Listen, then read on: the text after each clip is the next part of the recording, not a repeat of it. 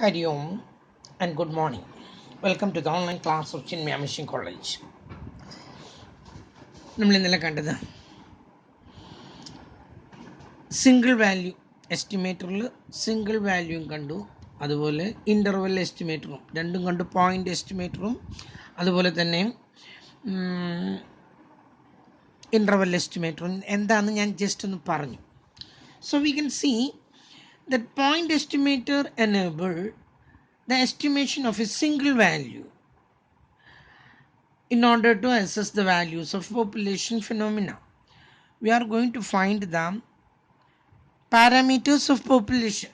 Population's parameter ആണ് നമുക്ക് ഉണ്ടാക്കേണ്ടത്. That is based on sample. അങ്ങനെ സാമ്പിളിൻ്റെ അടിസ്ഥാനത്തിൽ നോക്കുമ്പോൾ നിങ്ങളുടെ ക്ലാസ്സിൽ ഞാൻ പാരാമീറ്റർ കണ്ടുപിടിക്കണം. അതിനെന്ത് ചെയ്യുന്നു, ഒരു 5 കുട്ടികളുടെ മാർക്കെല്ലാം കൂടി കൂട്ടി നമ്പർ കൊണ്ട് ഡിവൈഡ് ചെയ്തിട്ട് അതിൻ്റെ അരിത്തമാറ്റിക് മീൻ കണ്ടു. On the basis of that arithmetic mean I can make the parameter, I can make the arithmetic mean of the population, the whole class in the മുഴുവൻ population കാണാം. Here what I have is only a single value, and how far this single value is close to the actual value, actual mean of the population, that is a matter of question. അത് നമുക്ക് ഉറപ്പിച്ചൊന്നും പറയാൻ പറ്റില്ല, എത്രമാത്രം അത് അടുത്തുണ്ട് എന്നുള്ളത് നമുക്ക് പറയാൻ പറ്റില്ല. അതുകൊണ്ട് അങ്ങനെയൊക്കെ വരുന്ന സമയത്ത് അവിടെയാണ് നമ്മൾ രണ്ടാമത്തെ ഇതെടുത്തത്, interval estimation. And you know this single estimator or single value or point estimation, it is having a limited scope. whereas in the case of the interval estimate, we calculate an interval of 2 values to include the population parameter. നമ്മളിവിടെ 2 value തന്നിരിക്കുകയാണ്, അതിൻ്റെ നടുക്ക് എവിടെയോ ആണ് എന്ത് കിടക്കുന്നത്, actual parameter lies. It gives the lowest and the highest value within which the population parameter will lie.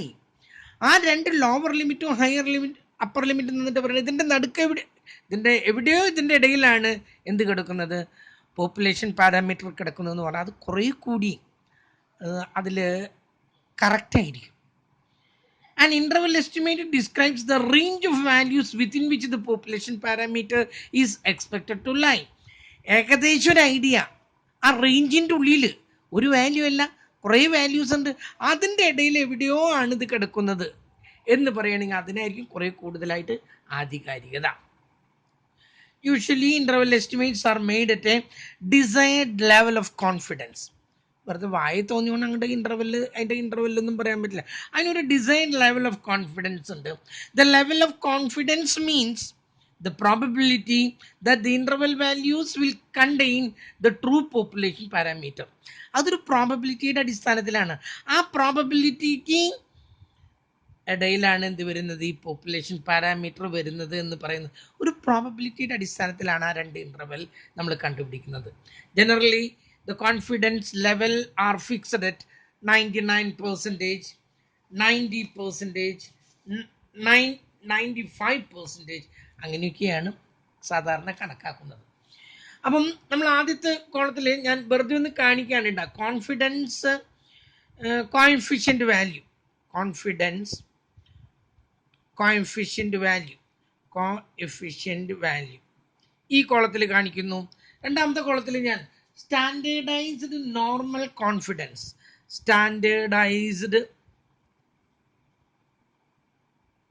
Normal confidence, ഇതാണ് നമുക്ക് കിട്ടേണ്ടത് ഈ ലാസ്റ്റ് കോളം. ഞാനിതൊന്ന് നിങ്ങൾക്ക് മനസ്സിലാക്കാൻ വേണ്ടി പറയാണ്.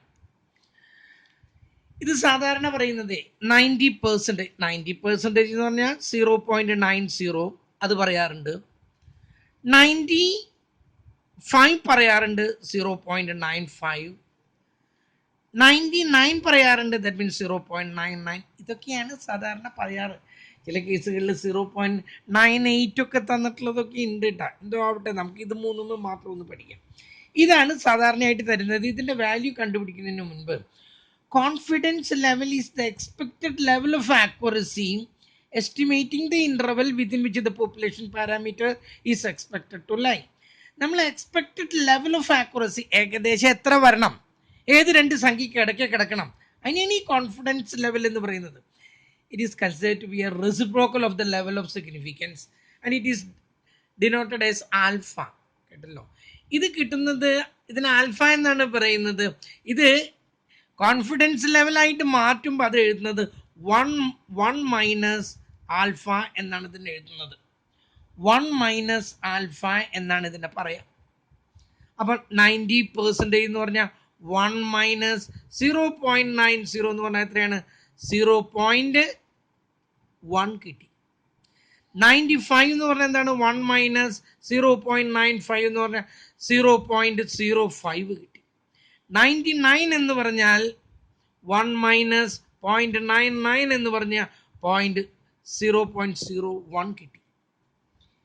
ഇതാണ് ആക്ച്വൽ വാല്യൂസ്, ഇതല്ല. 90% എന്ന് പറഞ്ഞാൽ ദാറ്റ് ഈസ് 0.1 ആണ്. 95% എന്ന് പറഞ്ഞാൽ 0.05 ആണ്. 99% എന്ന് പറഞ്ഞാൽ 0.01 ആണ്. That means these values, they are known as the confidence coefficient value that should be subtracted from 1. These are known as the alpha. 1 minus alpha. ഇതാണ് നമ്മൾ കാണേണ്ടത്. എന്നിട്ട് കണ്ടിട്ട് അതിൻ്റെ വാല്യൂ ആണ് നമ്മൾ എന്തിലൂടെ കാണുന്നത്? ഈ ടേബിളിലൂടെ കാണുന്നത്. ഈ ടേബിളിലേക്ക് നമ്മൾ നോക്കുകയാണ്. ഇതാണ് area under the standard normal curve. നമ്മളിത് പഠിച്ചതാണ് കേട്ടല്ലോ. നമ്മൾ അതിലേക്ക് ഒന്നും കൂടി ഒന്ന് നോക്കുന്നു. എന്താ പറഞ്ഞത്? 0.01. ഒരു മിനിറ്റ്, ഇതാണ് വാല്യൂ. നമ്മുടെ സെറ്റ് ടെസ്റ്റിന്റെ ടേബിൾ വാല്യൂ ഇതാണ് 0.01. നമ്മൾ ഈ മുകളിലത്തെ കോളത്തിൽ ഒരു ബോൾഡ് ലെറ്റേഴ്സ് ഉണ്ട്. തൽക്കാലം ഫോർ എ ടൈം ബീങ് നിങ്ങൾ അത് മാത്രം നോക്കാം, ബാക്കിയുള്ളതൊക്കെ മാറ്റി വയ്ക്കാം. ഇതിലെവിടെയാണ് 0.01 കിടക്കണമെന്ന് നോക്കാം. 0.01 കിട്ടി. അതിൻ്റെ ലാസ്റ്റ് വൺ എത്രയാണെന്ന് നോക്കാം. That is 2.56. 0.99 എന്താണ്? 0.9 എന്ന് പറഞ്ഞാൽ എത്ര കിട്ടാ? 0.9 1 എന്ന് പറഞ്ഞാൽ 0.1 തന്നെയല്ലേ കിട്ടുന്നത്? ഒരു മിനിറ്റ് കേട്ടോ, ഒറ്റ മിനിറ്റ്, ഒരു മിനിറ്റ്. 0.1 ഇവിടെ എവിടെയൊക്കെ എടുക്കുന്നത്? ഇവിടെയാണ്. അതാണ് എനിക്ക് തെറ്റിയതല്ലേ. ഇതിൽ നോക്കുന്നു, അത് എത്ര കിട്ടിയത്? 1.645. ഇതാ നോക്കൂ, ഇതിൽ ഞാൻ പറഞ്ഞു 1 മൈനസ് 0.9 എന്ന് പറയുന്നത് 0.1 ആണ്. ആ 0.1 ബോൾഡ് ലെറ്ററിൽ നോക്കി, ഏറ്റവും താഴെ ഇൻഫിനിറ്റി എന്ന് എഴുതിയിട്ടുണ്ടാവും. അതിലേക്ക് നോക്കാം. 1.645 13ാമത്തെ പേജിൽ ആദ്യത്തെ കിട്ടി. 1.645 എന്നുള്ളതിന് പകരം 65 എന്നെടുക്കാം. അടുത്തതിന് 0.05 ഏറ്റവും മുകളിൽ ബോൾഡ് ലെറ്ററിൽ നോക്കി 0.05 ഇൻഫിനിറ്റിയിൽ നോക്കാം 1.96 എന്ന് കിട്ടും. പിന്നെന്താണ്? 0.01 ഏറ്റവും മുകളിൽ 0.01 നോക്കാം, ഏറ്റവും താഴെ ഇൻഫിനിറ്റിയിൽ നോക്കാം 2.576 2.58. ഇതാണ് വാല്യൂസ്. ഇത് നോക്കുന്ന രീതി മനസ്സിലായല്ലോ. ഇങ്ങനെയല്ല നോക്കുന്നത് കേട്ടോ, 2-3 തരത്തിൽ ഇത് നോക്കുന്നുണ്ട്. ആദ്യം നിങ്ങൾ ഇത് പഠിക്കോ, ഒന്ന് ഇരിക്കുക നമുക്ക്, എന്നിട്ടാകാം. ഈ ബോൾഡ് ലെറ്ററിലൂടെ മാത്രം നോക്കുക, ഇൻഫിനിറ്റിയിലേക്ക് നോക്കുക. ആ ഇൻഫിനിറ്റിയിൽ കിട്ടുന്ന വാല്യൂ ആണ് എഴുതിയിട്ടിരിക്കുന്നത്. ഓക്കെ, അപ്പം നമ്മൾ എങ്ങനെയാണ് വാല്യൂ കണ്ടുപിടിക്കുന്നത് എന്ന് നോക്കി. ഇനി നമുക്ക് അറിയേണ്ടത്, അപ്പം ഈ വാല്യൂ കണ്ടുപിടിക്കുന്ന ബന്ധം കഴിഞ്ഞു കഴിഞ്ഞാൽ നമുക്ക് ഇനി അറിയേണ്ടത് സ്റ്റാൻഡേർഡ് എറർ എന്താണെന്നുള്ളതാണ്. Interval estimates are dependent on standard error, the level of confidence and the degree of freedom. ഈ 3 കാര്യങ്ങൾ അടിസ്ഥാനപ്പെടുത്തിയിട്ടാണ് ഇന്റർവെൽ എസ്റ്റിമേറ്റ്സ് നിൽക്കുന്നത്. നമ്മുടെ പോയിന്റ് എസ്റ്റിമേറ്ററിന് അതൊന്നുമില്ല, ഒറ്റ കാര്യമുള്ളൂ, അരിത്തമാറ്റിക് മീൻ. അരിത്തമാറ്റിക് മീൻ തന്നെ വേണമെന്നില്ല മീഡിയൻ. പക്ഷേ മീഡിയൻ അരിത്തമാറ്റിക് മീനേക്കാൾ സാധ്യതകൾ കുറവാണെന്നാണ് പറയണത് കേട്ടല്ലോ. കാരണം അതിൻ്റെ കോൺഫിഡൻസ് ലെവൽ കുറച്ചുകൂടി കുറവായതുകൊണ്ട് it is better you take the arithmetic മീൻ. അങ്ങനെയാണ് എല്ലാവരും അരിത്തമാറ്റിക് മീൻ തന്നെ എടുക്കുന്നത്.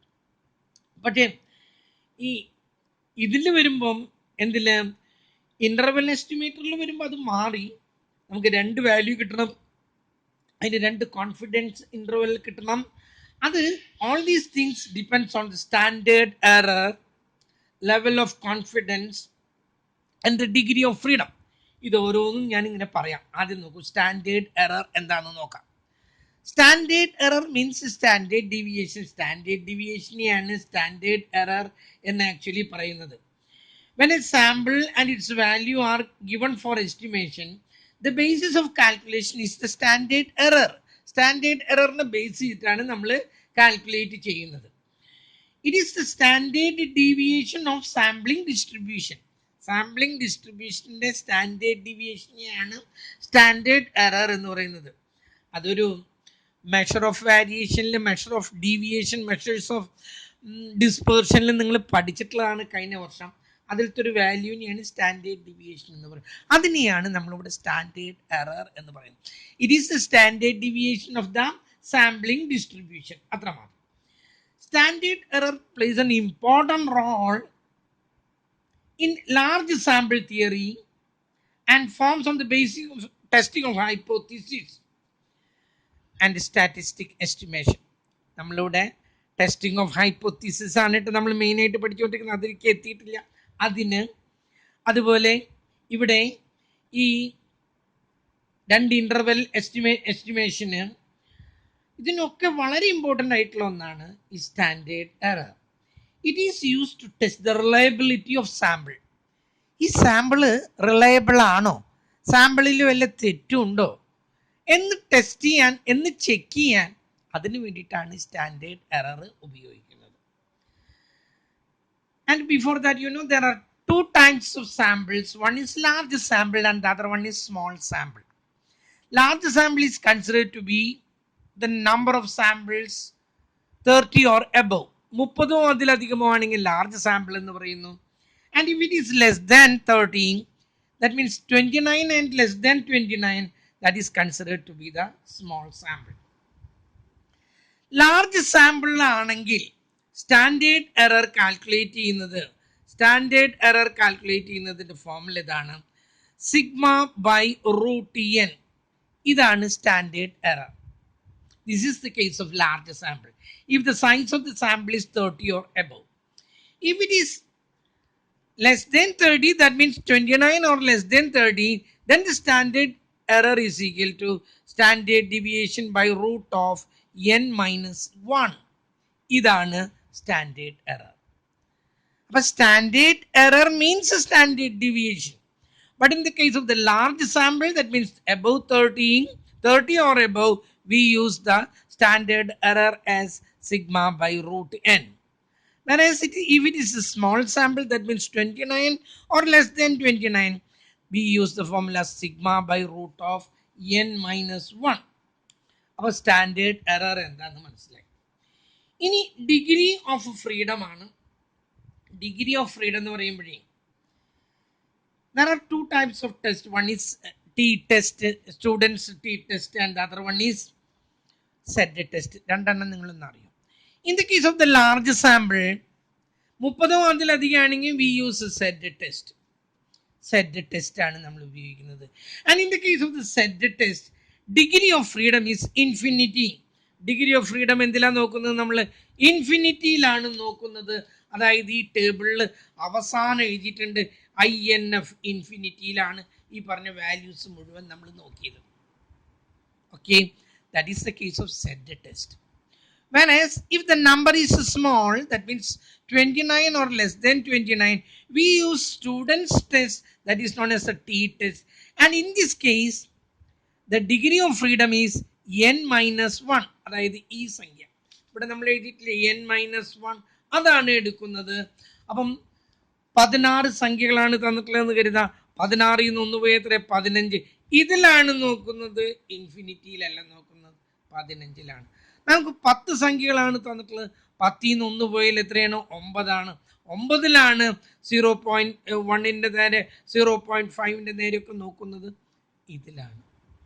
കേട്ടല്ലോ. അപ്പം ഡിഗ്രി ഓഫ് ഫ്രീഡം എന്ന് പറയുന്നത് സെറ്റ് ടെസ്റ്റിന് ഇൻഫിനിറ്റി ആണ്, ടി ടെസ്റ്റിന് n minus 1 ആണ്. T test is used in the case of the small sample, set test is used in the large sample. അപ്പം ഡിഗ്രി ഓഫ് ഫ്രീഡം മനസ്സിലായി. അപ്പം ടി ടെസ്റ്റും സെറ്റ് ടെസ്റ്റും എന്താണെന്നുള്ളത് നിങ്ങൾക്ക് അത് മനസ്സിലായി.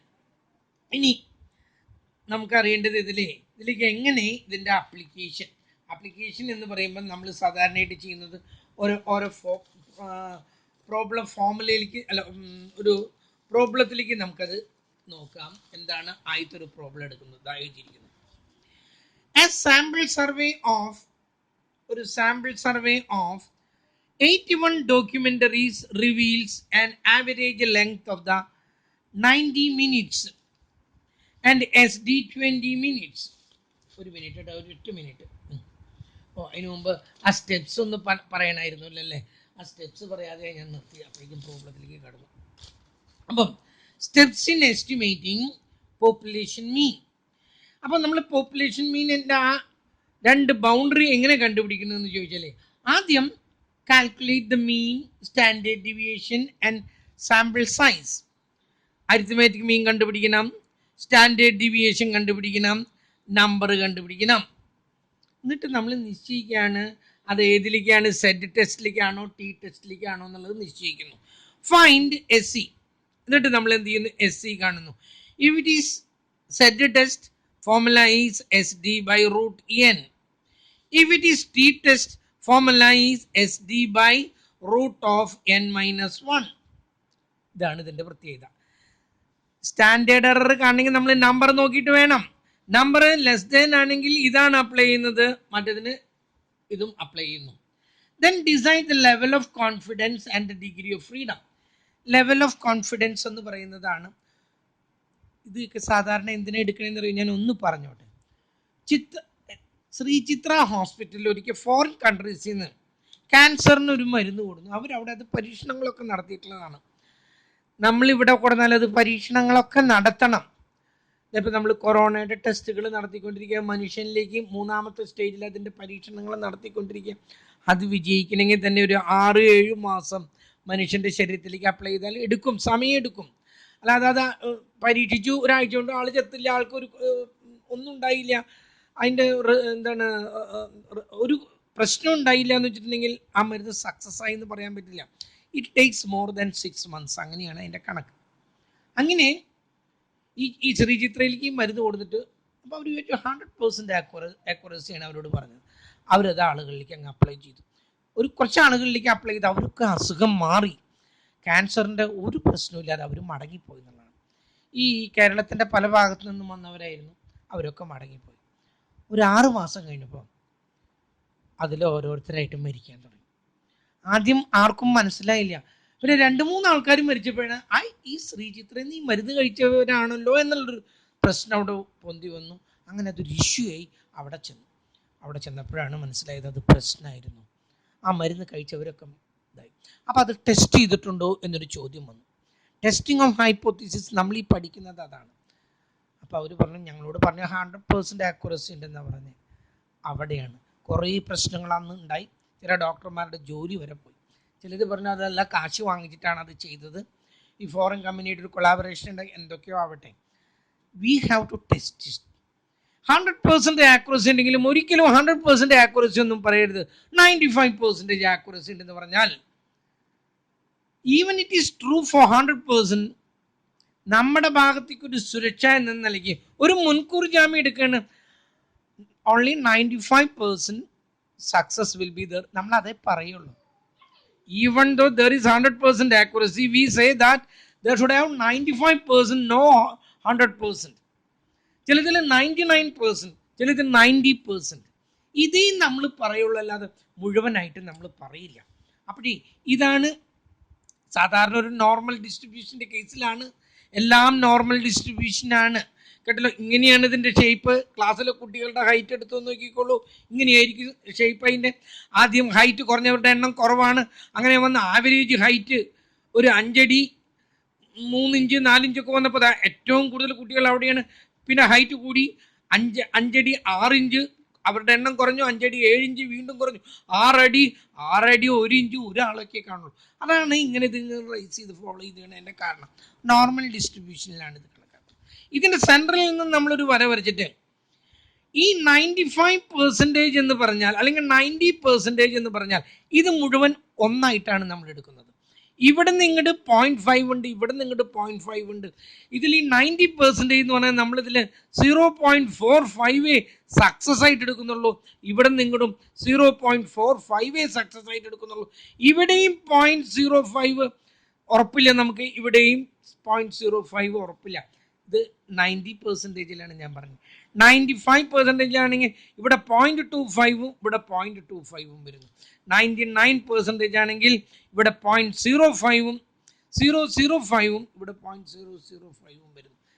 അതിനെയാണ് നമ്മൾ ആ കോൺഫിഡൻസ് ലെവൽ എന്ന് പറയുന്നത്. അങ്ങനെ നമ്മൾ ഒരു മുൻകൂർ ജാമ്യം എടുക്കുകയാണ്. 100% ആക്യുറസി എന്ന് ഒരിക്കലും പറയരുത്. അതിനെയാണ് it is a probable value by which we reject an hypothesis even it is true.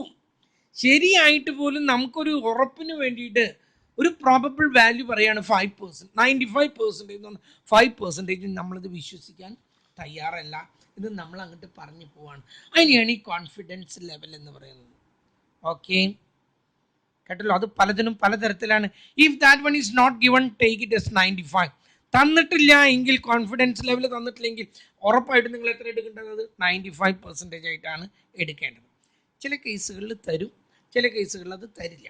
എന്തായാലും confidence level is the probability by which we reject a null hypothesis even it is 100% true. പിന്നെ പറഞ്ഞത് degree of freedom ആണ്. ഞാൻ degree of freedom പറഞ്ഞു. In the case of the Z test that is infinity. നമ്മൾ ഈ ടേബിളിൽ എവിടേക്കാണ് നോക്കുന്നത്? ഏറ്റവും അവസാനത്തെ ഇൻഫിനിറ്റിയിലേക്കാണ് നോക്കുന്നത്. If that is Z test. Z test എന്ന് പറഞ്ഞാൽ ലാർജ് സാമ്പിളിനാണ് ഉപയോഗിക്കുക. If that one is small sample we have to make use of the T test. T ടെസ്റ്റിൽ നമ്മൾ നോക്കുന്നത് n-1 നോക്കേണ്ടത്, ഇൻഫിനിറ്റിയിലല്ല നോക്കേണ്ടത്. അപ്പോൾ ഡിഗ്രി ഓഫ് ഫ്രീഡം കഴിഞ്ഞു. അടുത്തത് കാൽക്കുലേറ്റ്.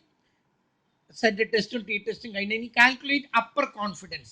അപ്പർ കോൺഫിഡൻസ് ലെവൽ എന്ന് പറയുന്നത് X bar plus Z into S C. Z എന്ന് പറയുന്നത് അതാണ് നമ്മൾ ഈ പറഞ്ഞില്ലേ കോൺഫിഡൻസ് ലെവൽ എന്ന് പറഞ്ഞില്ലേ. 1.96 എന്നോ 1.65 എന്നോ 2.58 എന്നോ, അതിനെയാണ് ഞാൻ ഈ സെഡ് എന്ന് പറഞ്ഞത്. ഇതിനെ സ്റ്റാൻഡേർഡ് എറർ കൊണ്ട് മൾട്ടിപ്ലൈ ചെയ്തിട്ട് എക്സ് ബാർ കൂട്ടുന്നു. അതാണ് upper limit, upper confidence limit. Lower confidence limit എന്ന് പറയുന്നത് X bar minus Z into standard error. Z എന്ന് പറയുന്നത് ഈ കോൺഫിഡൻസ് ലെവലാണ്. ആ കോൺഫിഡൻസ് ലെവൽ എത്രയാണോ that one into standard error നമ്മൾ കണ്ടുപിടിച്ചിട്ടുണ്ട്.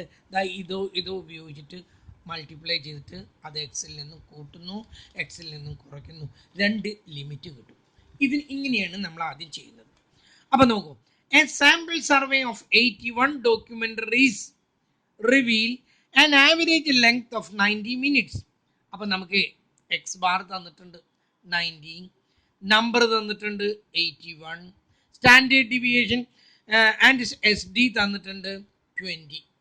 ഇതെല്ലാം തന്നിട്ടുണ്ട്. Find the interval estimate of population mean 90% and 95%. ഇവിടെ ആദ്യം തന്നെ സാമ്പിൾ എടുത്തു. നോക്കൂ, സാമ്പിളിൻ്റെ എണ്ണം 81 ആണെന്ന് പറഞ്ഞാൽ that is A large sample. അതൊരു ലാർജ് സാമ്പിൾ ആണ്. അപ്പം നമുക്ക് ഉറപ്പായി അത് എന്തിലേക്കാണ് നമ്മൾ അപ്ലൈ ചെയ്യേണ്ടത്? അത് ആ കേസിൽ നമ്മൾ ഉപയോഗിക്കുന്നത് സെറ്റ് ടെസ്റ്റിലേക്കാണ് നമ്മളത് ഉപയോഗിക്കുന്നത്, അല്ലാതെ എന്തിലേക്കല്ല, ടി ടെസ്റ്റിലേക്കല്ല. ഉടനെ നമ്മളിവിടെ എഴുതും since the sample is large we use Z test. അതിന് മുൻപ് നമുക്ക് സ്റ്റാൻഡേർഡ് എറർ ഒന്ന് കാണാം. ഇത് ലാർജ് സാമ്പിൾ ആണ്, സെറ്റ് ടെസ്റ്റ് ആണ്. ഫോർമുല എന്താ? S D by root N is equal to 81 by root 20. തെറ്റിച്ചു. 20 by root 81 is equal to 20 by 9. 20 by 9 എന്ന് വന്നു.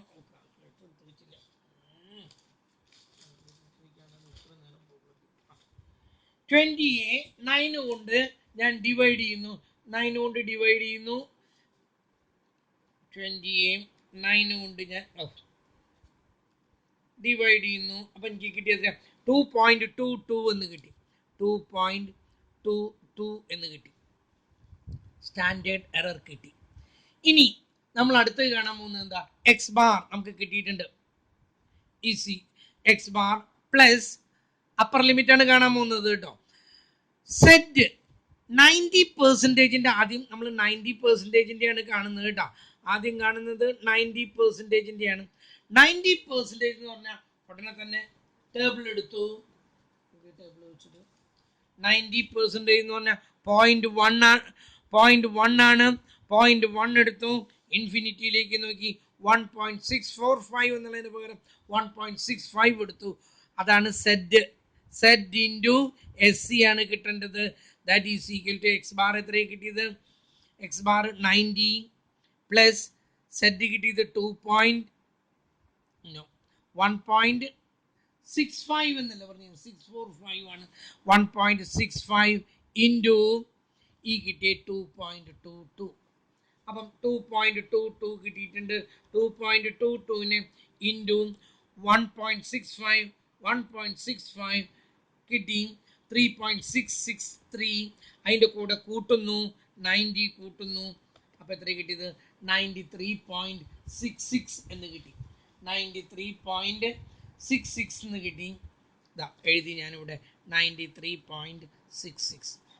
അപ്പർ ലിമിറ്റ് കിട്ടി. അടുത്തത് x bar minus set into S C is equal to 90 minus ഈ കിട്ടിയ value 1.65നെ 1.65 into 2.22നെ multiply ചെയ്തപ്പോൾ കിട്ടിയത് 3.66 ആണ്. 3.66 ഈ 90യിൽ നിന്നും കുറയ്ക്കുന്നു. 90യിൽ നിന്നും കുറയ്ക്കുമ്പോൾ 90 മൈനസ് 3.66 കുറച്ചപ്പോൾ കിട്ടിയ എത്രയാണ്? 86.34. 86.34. അപ്പോൾ 90% കോൺഫിഡൻസ് ഇന്റർവെൽ ഏതാണെന്നാ പറഞ്ഞത്? 86.33, 93.66. ഏതിൻ്റെ കഴിഞ്ഞത്? 90%. ഒരു ക്വസ്റ്റ്യനും കൂടിയുണ്ട്, 95%. 95%ന് നമ്മൾ എന്താ കാണുന്നത്? X bar plus set into S C is equal to X bar എത്രയാണ്? 90 പ്ലസ് സെറ്റ് 95% ആണെങ്കിൽ 0.05 ഇൻഫിനിറ്റിയിലേക്ക് നോക്കി 1.96 ആണ് കിട്ടേണ്ടത്. 1.96 ഇൻറ്റു 2.22 നമ്മളത് കണ്ടുവച്ചിട്ടുണ്ട്. 2.22 നമ്മളത് കണ്ടുവച്ചിട്ടുണ്ട്. അപ്പം 1.96നെ 1.96 ഇൻറ്റു 2.22 ആ കിട്ടിയത് 4.35 ആണ്. 90 പ്ലസ് 4.35 ഈസ് ഈക്വൽ ടു 94.35. ഇനി ലോവർ ലിമിറ്റ് കാണണം. X bar minus set into S C is equal to 90 minus 4.35 is equal to 90 minus 4.35 is equal to 85.65. 85.65. അപ്പം 95% കോൺഫിഡൻസ് ലെവൽ എത്രയാണെന്നാണ് പറഞ്ഞത്? 85.65നും എത്രയ്ക്കാണ്? 94.35 ഇടയ്ക്കാണ് ഇത് കിടക്കുന്നത്. ഒരു ചെറിയ ഐഡിയ കിട്ടിയില്ലേ? ഒരു പ്രോബ്ലം കൂടി ചെയ്യുമ്പോൾ നിങ്ങൾക്കൊന്ന് കറക്റ്റായിട്ട് മനസ്സിലാവും. നോക്കൂ, അടുത്തത് നോക്കൂ. Average age of 100 teachers is 45. 100 ടീച്ചർമാരുടെ ആവറേജ് ഏജ് എടുത്തു. അപ്പം നമുക്ക് എക്സ് മീൻ തന്നിട്ടുണ്ട് 45. And S D that is 15 of 45 teachers. 45 ടീച്ചറാണ് എന്നും തന്നിട്ടുണ്ട്. What would be the probable general average age of teachers? 95% confidence limit. 95% ആണ് നമ്മളിവിടെ കാണുന്നത്. ഓക്കെ, അത് എഴുതിയിട്ടു. ആദ്യം തന്നെ നമ്മൾ എന്താ എസ് സി കാണുന്നു. S C is equal to, since the number is large we are going to use the set test. Set test മാത്രമേ ഇപ്പം ഞാനിവിടെ കാണിക്കുന്നുള്ളൂ, അത് മാത്രം നിങ്ങൾ അപ്ലൈ ചെയ്യുക. S C is equal to എന്താ പറഞ്ഞത്? S D by root N is equal to, S D എത്രയാണ്? 15 ബൈ റൂട്ട് 45. ആദ്യം തന്നെ റൂട്ട് 45 കാണാം. Root 45 is equal to 6.7 is equal to 15 by 6.7 15 by 6.7. 15 divided by 6.7 is equal to 2.23. 2.23. 2 എടുത്താലും പ്രോബ്ലത്തിൽ വ്യത്യാസമൊന്നുമില്ല. അടുത്തത് നമുക്ക് എന്താ കണ്ടത്? 9. ഇനി കണ്ടത് ആദ്യം upper limit. Confidence upper limit കാണേണ്ടത്. നമുക്ക് അപ്പർ ലിമിറ്റ് കാണാനായിട്ട്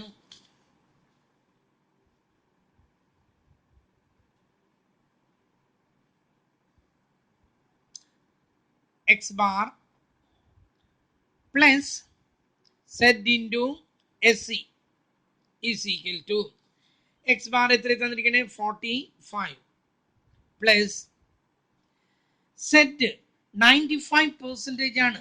കോൺഫിഡൻസ് ലെവല് 95%ന് എത്ര വരുന്നത്?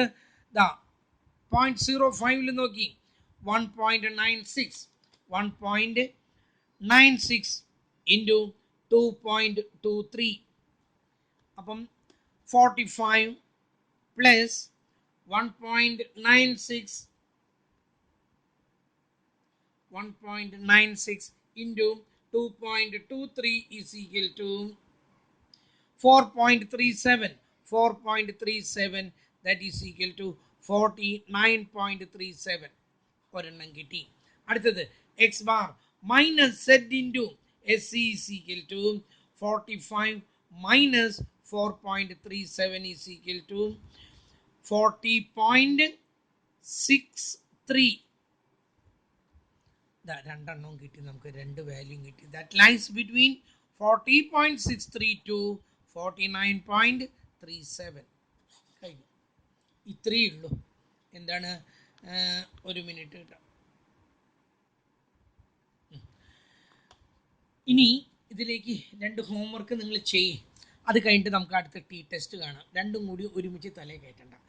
അപ്പം സെഡ് ടെസ്റ്റിലേക്കുള്ള ആപ്ലിക്കേഷൻ കണ്ടു. പ്രോബ്ലം വളരെ സിമ്പിളാണ്. പറഞ്ഞു വരുമ്പോൾ കുറച്ചെങ്ങനെ പറഞ്ഞു പോകുന്നേ ഉള്ളൂ. ഇതിൻ്റെ ആപ്ലിക്കേഷൻ ഇവിടെയല്ല. ഇതിൻ്റെ ആപ്ലിക്കേഷൻ ടെസ്റ്റിംഗ് ഓഫ് ഹൈപ്പോത്തിസിസിലാണ്.